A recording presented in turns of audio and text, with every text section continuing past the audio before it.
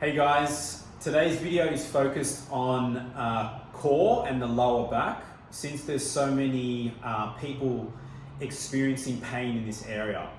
There are definitely more than one reason why that your lower back might be sore, but today we're going to focus on specifically the QL muscle.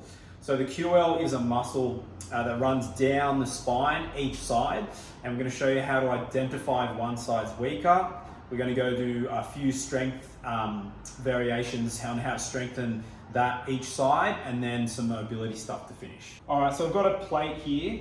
We're going to try and identify if I have a weak side. So one foot's going to go on here. Okay, my body's nice and straight and my hips are going to shift down like this. You'll be able to find a weak side if it's really tight, okay? So my body's nice and straight. I'm going to try and get this heel down, and then this rib, I want to try, this hip here, I want to try and get that all the way up to the rib. So it's going down and all the way back up. So you want to kind of do 10 each side. Sometimes you can feel a little bit of pinching down here, but I find as I go, it can kind of go away. It's not a high level of pain either. It's usually like a 1 or 2, but obviously you can assess and see how you go. I'm going to do the other side here, exactly the same. So for me, this side feels a little bit looser, and it's a little bit easier to get this hip up to that rib there. So I would say that this is my stronger side. So my right side here is a little bit tighter, a little bit weaker. So we're going to focus on some side plank variations. Side plank is going to obviously strengthen the oblique, but also the QL, that muscle that we've kind of just discovered over here. So we're going to start with the side plank on the mat. First variation, you want to go bodies nice and straight, knees together. First one is you want to tuck this bottom one at 90 degrees and then come up so your body's nice and straight. A lot of people tend to push back at the hips there. That is kind of, I guess, your body trying to not use the correct muscles and using the lower back. So if you bring your hips forward there, hips nice and high, you feel that muscle there engage. Cool. Second variation would be feet together, so a little bit harder there. Cool. And you can hold for say 15, 20 seconds and try and build up the time there. That's one variation. Second one, I've attached a band to the pole here. The further you come back, the more resistance. So I'm going to set up in my side plank here. Body nice and straight here, and rowing for 10. Okay, cool. So that one a little bit harder, and then I've got a glute band here.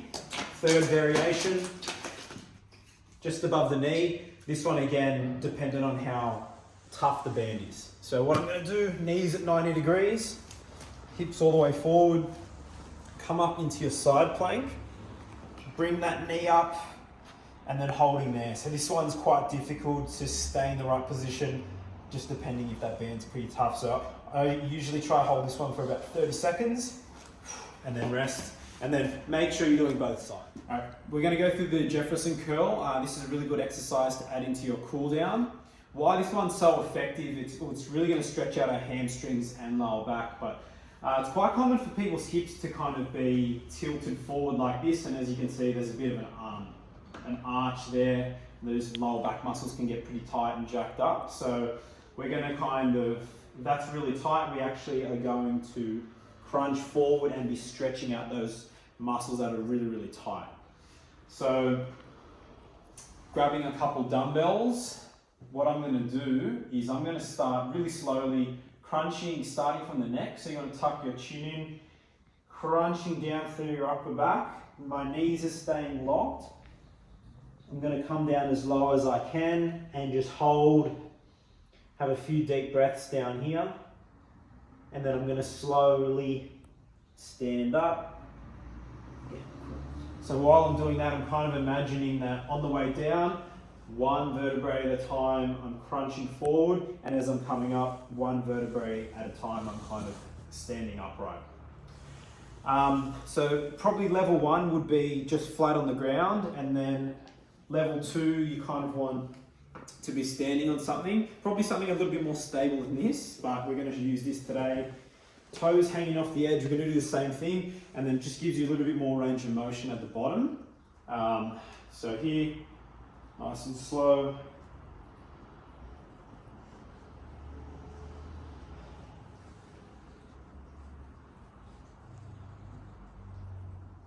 Coming up really slowly as well. With this one, today there's kind of no issues down there, probably because I've had a week off training, but as you go down, sometimes you find a spot that feels a little bit niggly, or kind of really tight just in that lower back area. So you can, if that's you, then you kind of want to stay here. You can kind of go up and down a little bit, just kind of work through that really tight, niggly spot, and then come back up, and then next time as you go through, it actually might be gone, and then you can continue and go lower. But if you've got a niggly spot, I probably would just kind of stay there, stick to that spot, come back up, and try and do a couple reps until it feels a little bit better to work lower.